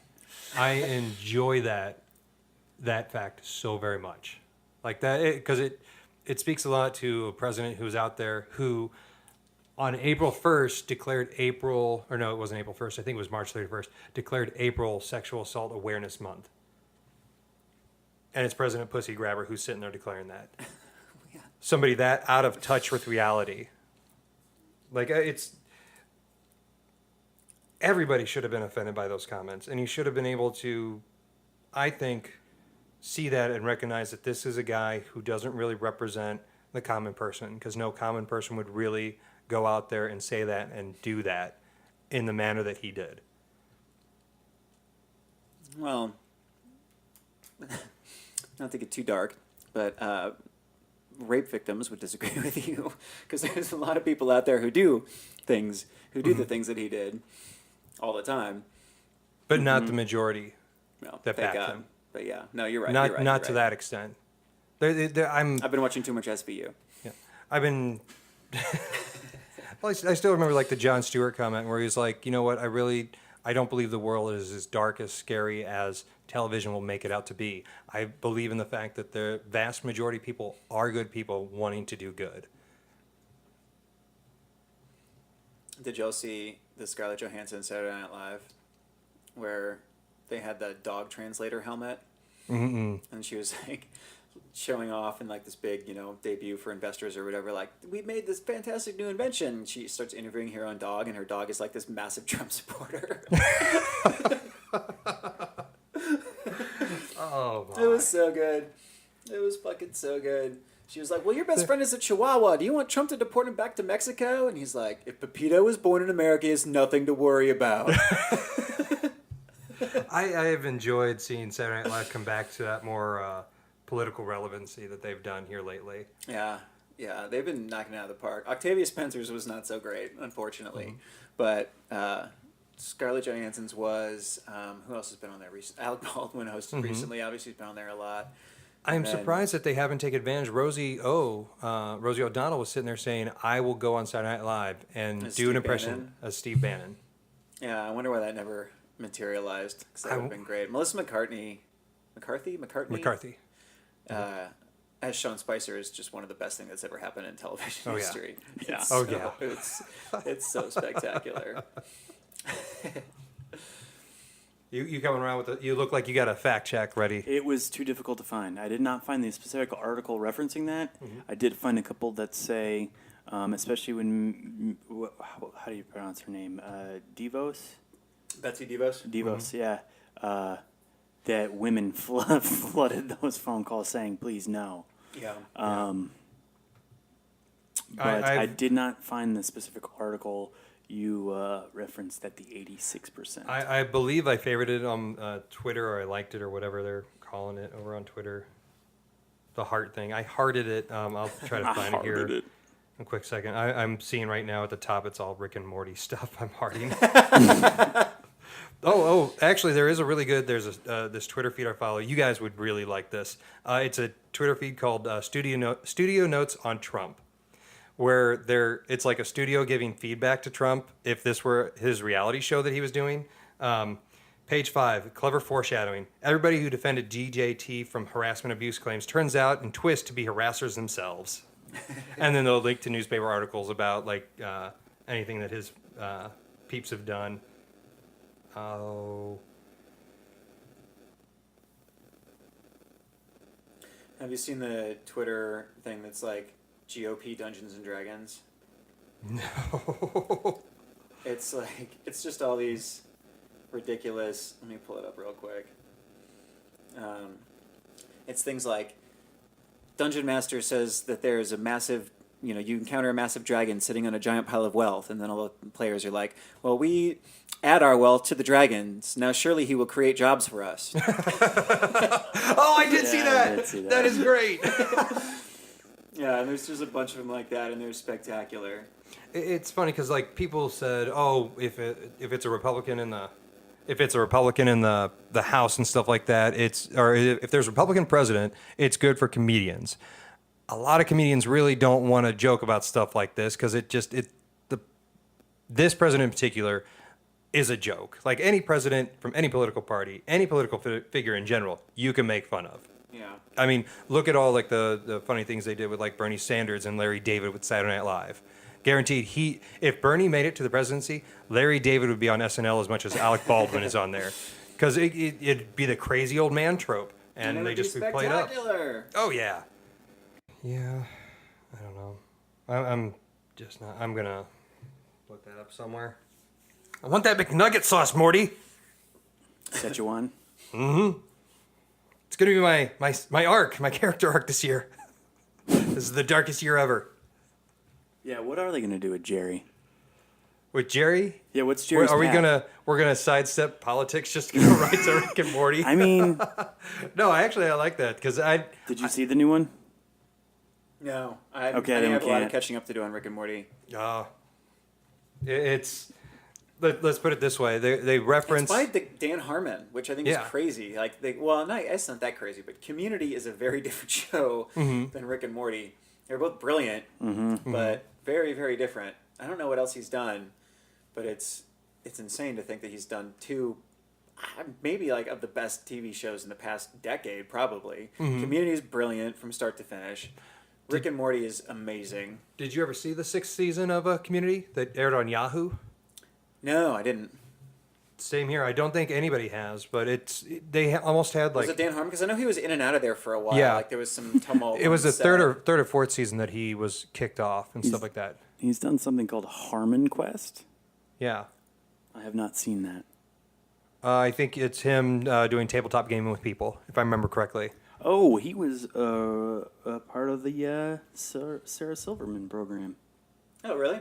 Yeah. Yeah. And Funny People Funny People. I don't know that. movie. Oh yeah, that's the. I just watched the other day. New roommate suggested it, and he was right on with it. Nate from Later Days, yeah. It is an Adam Sandler movie. Adam Sandler is one of the leads, along with Seth Rogen. And right there, I was like, no. But it's a comedy drama with more on the drama side, and Adam Sandler was actually good in it. Was it about the one where like Adam Sandler's an aging comedian and Seth Rogen like meets him and he Yeah. ends up being an asshole or something? Yep, that's Yeah, the Adam exact movie. Sandler finds out he's dying from a rare blood disease, and so he just has this life thing. It gets back into stand-up comedy, and that's where he meets up with Seth Rogen's character, and he brings him on to help write jokes for him, and essentially pay him to be his friend. Other than that, it And looks what was, like what was the segue into that movie? Why did that come up? Dan Harmon. Harmon. was in it. Oh, he was Yeah. involved in that. yeah. Okay. And other than that, Harmon's movies, he seems to have worked a lot with Jack Black. Oh, really? Yeah, it's weird old stuff. Did he do what was that? What was that movie where Gwyneth Paltrow was like a fat girl? No, not that one. that was such a dumbass He did something movie. called Heat Vision and Jack, and then something called Computer Man. Shallow Hal. That was Shallow Hal. Shallow Yeah. Hal. So he took. I gotta say, like after High Fidelity, I haven't liked any of Jack Black's movies really. Where he's a lead, I just don't think he's a great lead. I loved him in High Fidelity; he was amazing. I loved him as like the weird, like drugged up guy in Jesus' Son way back in the day. But like, I don't know, I've never I mean, gotten did into you him as a like- lead. Schoolhouse Didn't see Rock. School of Rock. That was one of his. You Oh, know, yeah. I've heard one of his better ones. So I didn't see School of Rock. Did you see Tenacious D? I saw the TV show. Are you No, talking not about the the Pick of movie. Destiny? I Yeah. didn't see that. Okay, so the Pick of Destiny. I mean, it's okay. Yeah, I that's wouldn't- that's the best good- I can good say is about pushing any of it. It's okay. So, I mean, Dave Grohl is the devil. But High Fidelity is brilliant, and he's brilliant in it. Yes. Although, would you really consider him lead in that? No, Okay. that's what I'm saying. I don't Okay, like him yeah. as a lead. or I haven't yet liked him as a lead. He was. Oh, wasn't there? There was some serious drama movie he was in recently-ish, maybe. He was in the Goosebumps movie. Yes, he was awesome in that. And he That was really was a totally- good movie. He was totally like method acting. Like on set, he didn't break character the whole time. He talked to people as R.L. Stein. It was kind of weird. Even R.L. Stein too. Yeah. Oh, really? Yeah, R.L. Stein was on the set. He's in like the last scene, like where he just crosses the path in the hallway. He has like one line or something like that, and yeah, Jack Black was like that to him. That's pretty funny. But Although- no, I didn't see that one. That's a good. You got to go in. You got to go into it like you're going to go in and watch the Power Rangers movie. It's going to be cheesy, but it might be entertaining, and Goosebumps lives up to it being entertaining. Haven't seen the Power Rangers movie yet, but I plan to. I really want to see it. Yeah, it looks like a hunk of cheese, but it's a hunk of Apparently, cheese I'm it's gonna actually like. quite good. Like, kind of well done and a little bit mature, but also still funny. Like, Elizabeth Banks definitely has a line where she's like, "Make my monster crow!" So pretty much the TV show, but with a bigger budget. Which is amazing, and I definitely want to see it. And there's a Les. One of the Power Rangers is a Les in it. So that's a breakthrough. Oh, yeah. That's pretty cool. Did you ever watch Voltron? The new one on Netflix? Or the old one? I watched either the one. old ones back in the day. I haven't Yeah. in forever. The new one on is Netflix. actually pretty baller. Yes, it is spectacular. I think, have I forced you to watch it, Murren? No.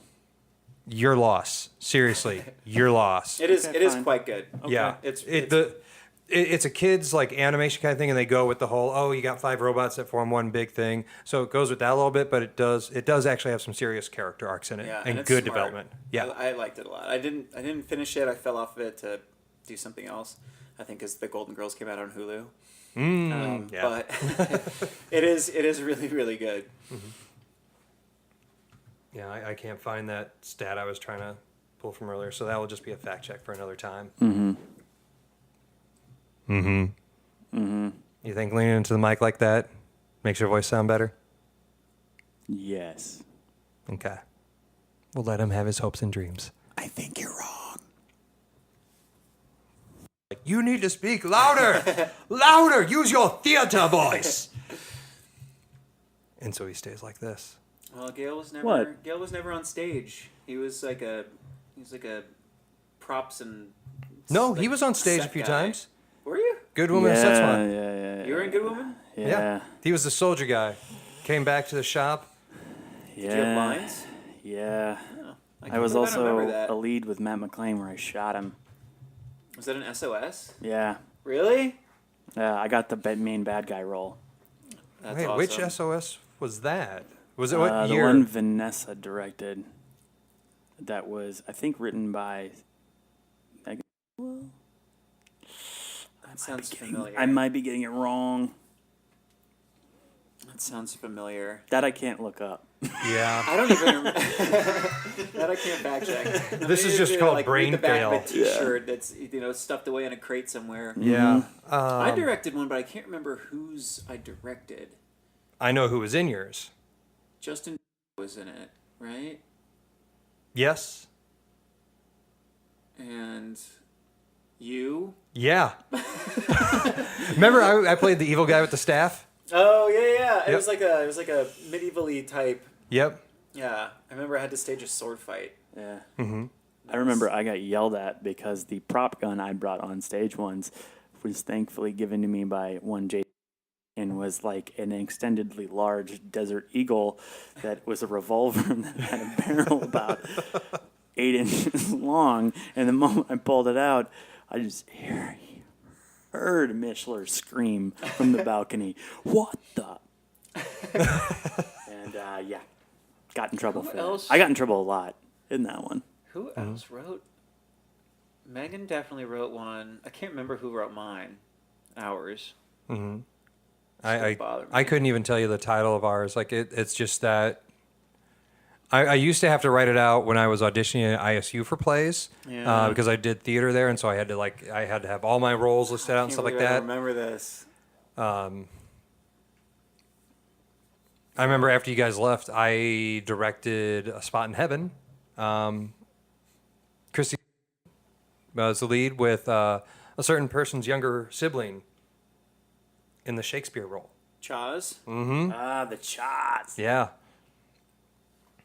Yeah, I went back and saw a couple of his plays after I left.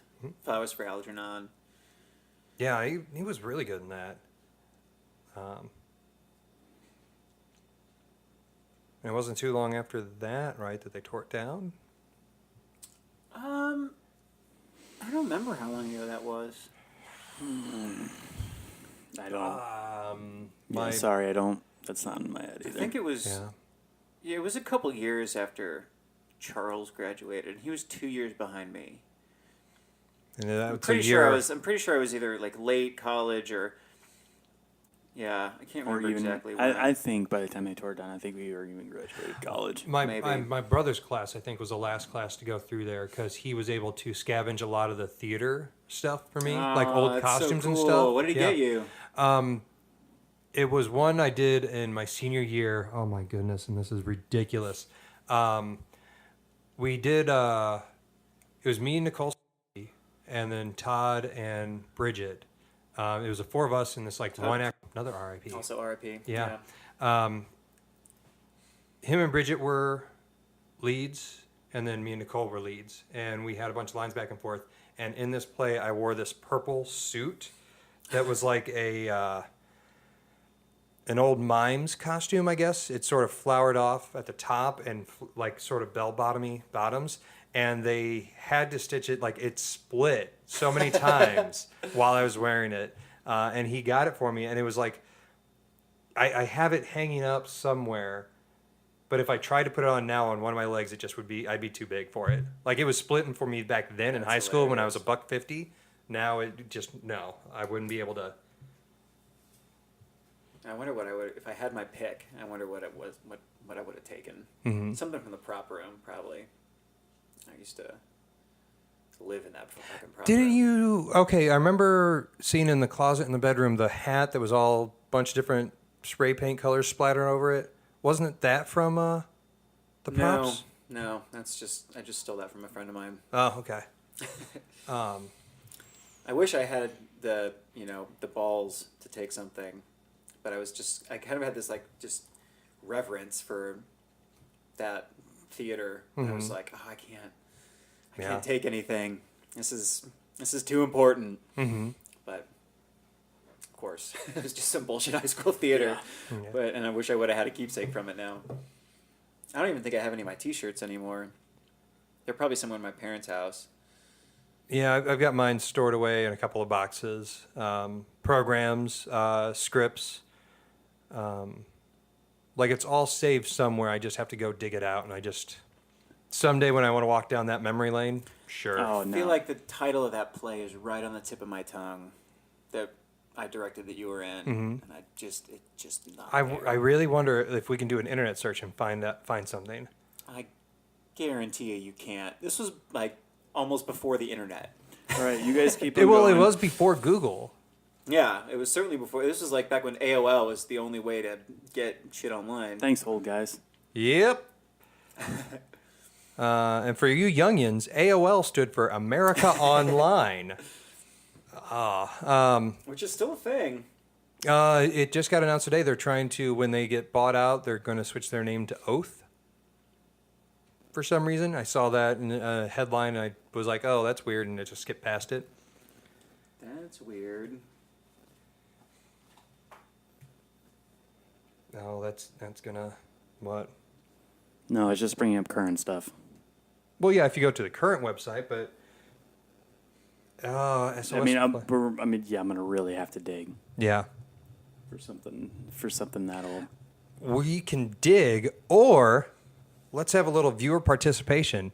If anybody can name the plays that we're talking about, this is old plays from Normal Community High School, circa 98 probably. 98, 99. I graduated in 99, and I think I directed my junior year, if memory serves. Okay, either so that would be 98. 97, 98, or 99. Somewhere in there.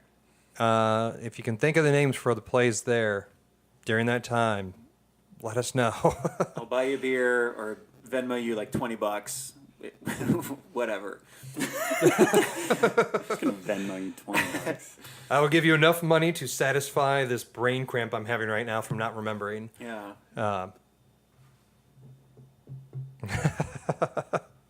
And you know what? Speaking, I think I'll then pivot to just our social media and just you guys want to, meh. Yeah. All right. Speaking of social media, if you do want to contact us or have any comments about what we're talking about, more than likely how wrong one, two, or all three of us have been really tonight about a lot of things. I know the voting stuff will be coming my way, but I'll hash that out however I can. I have my reasons. I told you, and if you don't like them, I understand. I'll vote next time. Stop harassing me. Don't stop harassing him. No. I will post my vote. Well, no, I won't post my voter registration. I don't think you can post that. And I don't think, is Texas a state that you can post if you're voted? You can post a picture of your voting ballot? I'll just take you at your word. Okay, that'll work. If you get the sticker, that'll be enough. Just don't steal it. I don't want to be one of those people. No, you're getting a sticker. You're wearing it all day. Okay.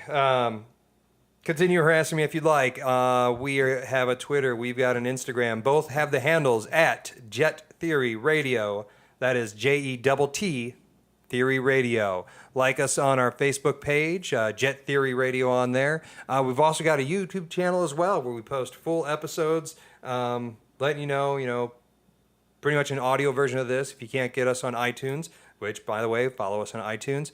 Give us reviews and stuff like that. That helps us know how we're doing, ways we can improve. Not with our logic. I know Gail's wrong a lot of the times, and I can only apologize so much. So I just will put out a blanket. I'm sorry for anything he says on here. I won the battle tonight.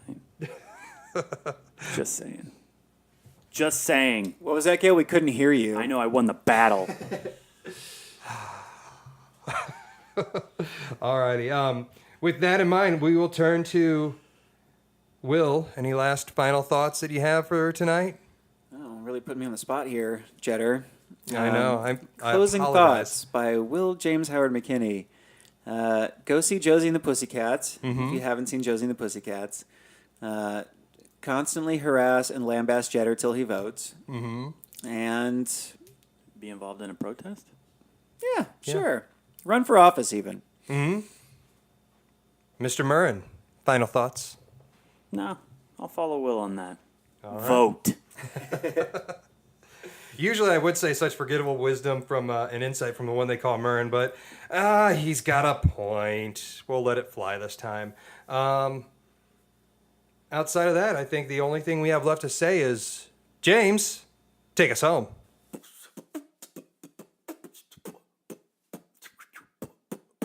Jett Theory